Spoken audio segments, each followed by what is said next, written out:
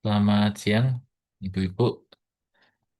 Hari ini saya akan menjawab soal ujian akhir semester mata kuliah manajemen strategik dan tema yang saya pilih yaitu strategi perusahaan internasional dalam manajemen strategik. Perkenalkan nama saya Faizal Fahmi, NIM 2502010122280 dari S1 PJJ Manajemen. Itu konsep utama dari strategi ini, ya- yaitu yang pertama perspektif organisasi publik. Konsep manajemen strategik awalnya lebih banyak diterapkan pada organisasi sektor publik yang cenderung lambat dan berbelit-belit.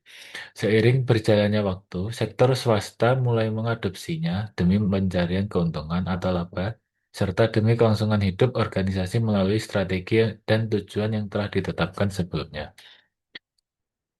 Perspektif menurut Ibrahim dan David adalah manajemen strategik adalah kemampuan manajemen organisasi untuk beradaptasi terhadap perubahan jangka pendek maupun menengah demi mencapai tujuan jangka panjang. Lalu apa aja sih manfaat manajemen strategi? Yang pertama, alokasi sumber daya. Mengalokasikan sumber daya yang terbatas secara efektif dibandingkan dengan tujuan organisasi yang hendak dicapai. Yang kedua, harmonisasi nilai, memadukan nilai dan tujuan organisasi dengan ambisi individu agar selaras secara optimal. Sehingga koordinasi antar departemen atau unit kerja lebih sinergis dan meminimalkan pemborosan operasional serta meningkatkan produktivitas secara keseluruhan. Yang ketiga itu mitigasi risiko.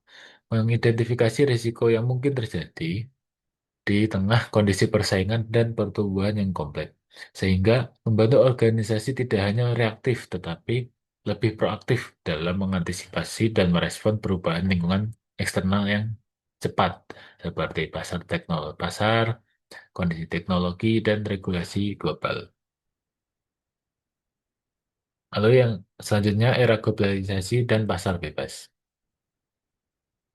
Peranan manajemen strategik di era globalisasi, yang pertama yaitu peluang MEA. Masuknya Indonesia ke Pasar Bebas ASEAN atau MEA sejak Desember 2015 menuntut kesiapan menuntut kesiapan strategis perusahaan. Yang selanjutnya yaitu pendekatan Michael A. Porter yang berpendapat tentang fokus global, fokus nasional, dan ceruk yang terlindungi sebagai kunci keunggulan bersaing. Apa sih fokus global, fokus nasional, dan ceruk yang terlindungi sebagai kunci keunggulan bersaing? Yang pertama yaitu fokus global. Fokus global adalah artinya perusahaan memandang pasar dunia sebagai satu kesatuan yang terintegrasi.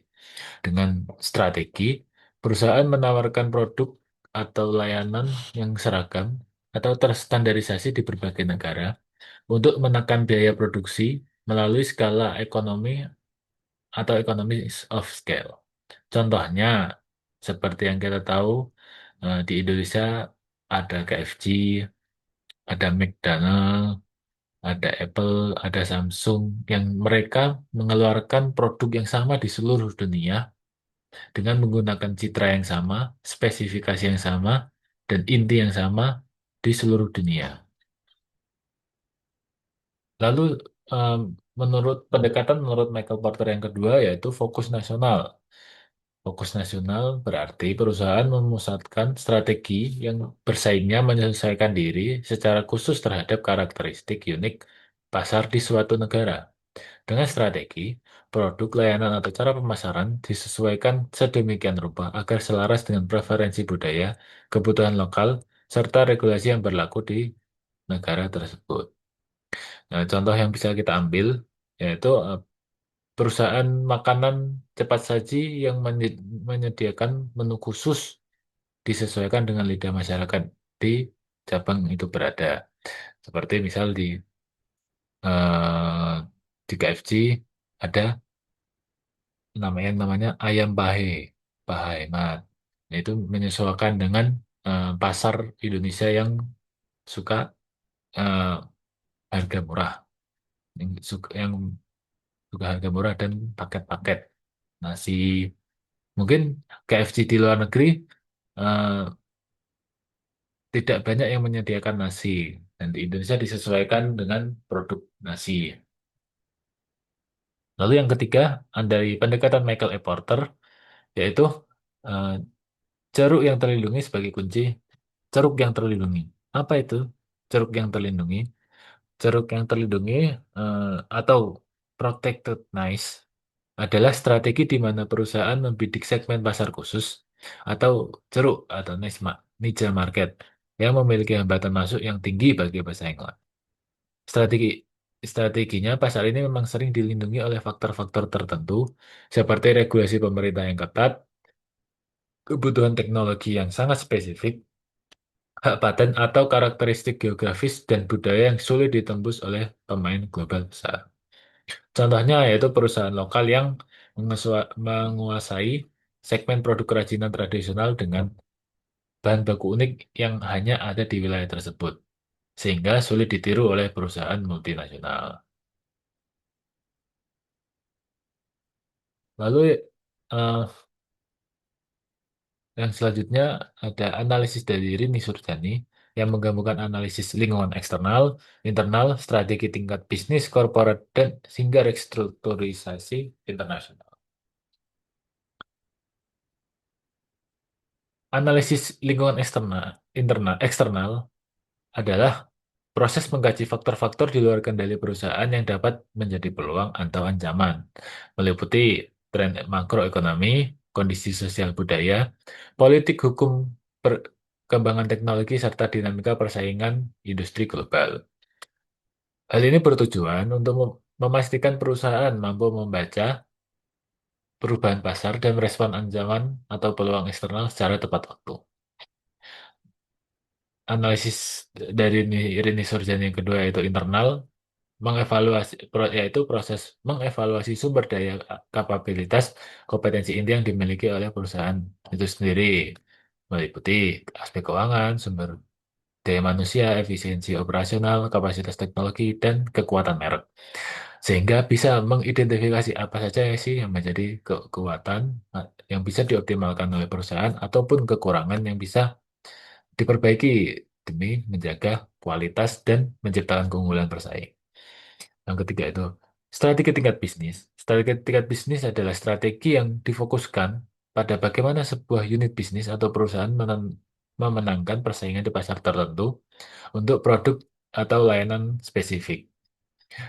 Fokusnya adalah memilih produk posisi yang bersaing yang tepat. Apakah melalui kepemimpinan biaya, cost leadership, diferensiasi produk, differentiation, atau fokus pada segmen pasar tertentu. Lalu strategi korporat adalah strategi yang dirumuskan oleh manajemen puncak untuk mengelola keseluruhan portofolio bisnis perusahaan secara luas. Fokus utamanya adalah keputusan terkait ekspansi perusahaan, diversifikasi produk, integrasi atau secara vertikal atau horizontal, serta pengelolaan berbagai unit bisnis anak perusahaan agar sinergis dalam mencapai visi jangka panjang. Yang terakhir yaitu restrukturisasi internasional. Langkah penyesuaian atau organisasi struktur organisasi, a- operasional, dan aset ketika perusahaan memperluas cakupan bisnisnya ke kancah global. Dengan berfokus untuk menghadapi kompleksitas lintas negara, menyelaraskan operasional global dengan kebutuhan lokal atau globalization, serta merampingkan struktur demi efisiensi dan fleksibilitas menghadapi dinamika perdagangan internasional.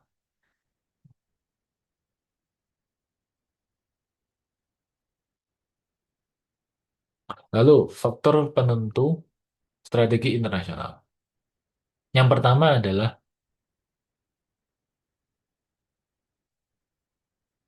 yang pertama adalah budaya, bahasa dan budaya. Adaptasi pendekatan operasional terhadap variasi kultural dan linguistik di berbagai negara target pasar. Yang kedua yaitu politik dan ekonomi, seperti kebijakan campur tangan pemerintah, kestabilan finansial, serta regulasi perpajakan global. Yang ketiga yaitu tenaga kerja dan hubungan kerja, seperti manajemen sumber daya manusia, lintas negara, dan regulasi ketenagakerjaan setempat. Yang keempat yaitu riset pasar dan dana, ketersediaan modal, dan pemahaman mendalam mengenai perilaku konsumen internasional. Lalu, tantangan strategi internasional yang pertama yaitu ketidakpastian lingkungan, seperti perubahan ekonomi, sosial, politik yang sangat cepat dapat membuat perencanaan jangka panjang rentan meleset. Yang kedua yaitu resistensi terhadap perubahan. Adanya keengganan dari internal, organisasi atau karyawan untuk keluar dari zona nyaman dan menerima proses restrukturisasi atau budaya baru. Dan yang terakhir, kendala koordinasi dan komunikasi, seperti perbedaan zona waktu, jarak geografis, serta hambatan kultural antar cabang perusahaan di berbagai negara menyulitkan penyelarasan visi strategis.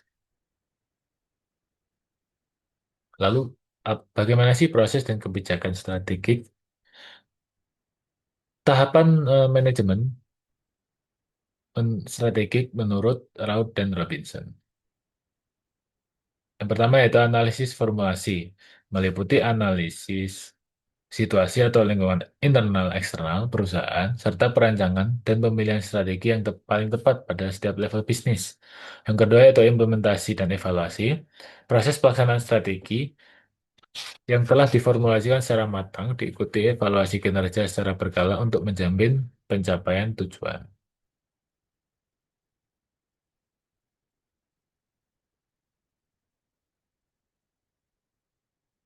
Lalu kebijakan dalam manajemen strategi perusahaan internet perusahaan. Yang pertama yaitu pejabat strategik. Penetapan peran pejabat strategik yang bertanggung jawab penuh terhadap arah organisasi. Hal ini sangat penting karena pejabat strategik ini adalah pucuk dari pimpinan perusahaan sehingga eh,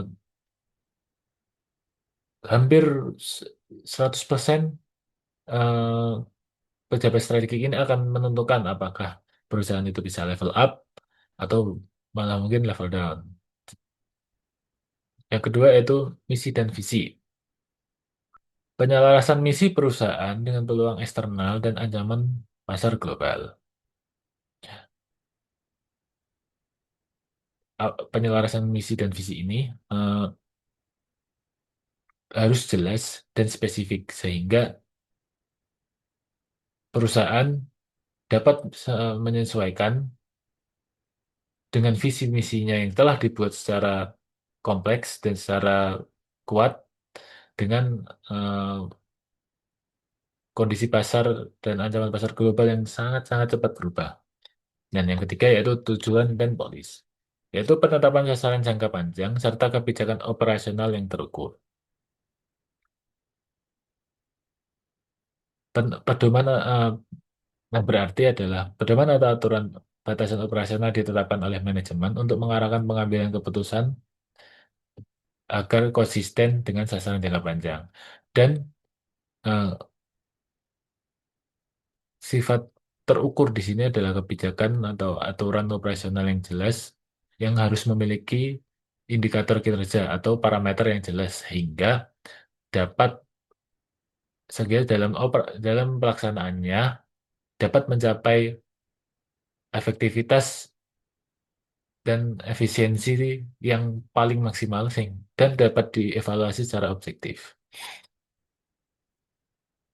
Lalu yang keempat yaitu SWOT. Analisis SWOT, Strength, Weakness, Opportunities, Threat, digunakan sebagai instrumen perumusan strategi dengan memetakan faktor internal dan eksternal. Apa saja sih faktor internal dan eksternal yang bisa dianalisis dengan SWOT?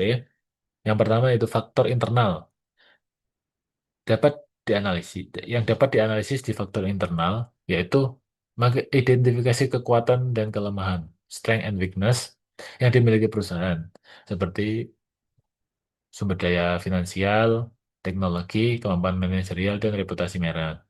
Lalu di faktor eksternal, kita bisa menganalisis peluang dan ancaman atau opportunities and threat yang datang dari lingkungan luar. Misal, tren pasar, global, kebijakan perdagangan internasional, regulasi pemerintah yang baru, kompetitor yang baru. Nah, setelah menganalisis internal dan eksternal, kita bisa memformulasikan strategi itu dengan cara hasil analisis SWOT ini bisa digabung-gabung, misal seperti strength dengan strength dengan opportunities, weakness dengan opportunities, strength dengan threat, atau weakness dengan threat, digabung-gabung untuk bisa merumuskan langkah-langkah taktis dan strategi perusahaan di pasar internasional. Eh, Terima kasih atas waktu yang telah diberikan.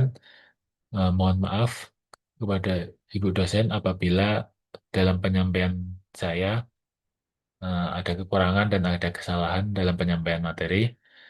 Terima kasih. Wassalamualaikum warahmatullahi wabarakatuh.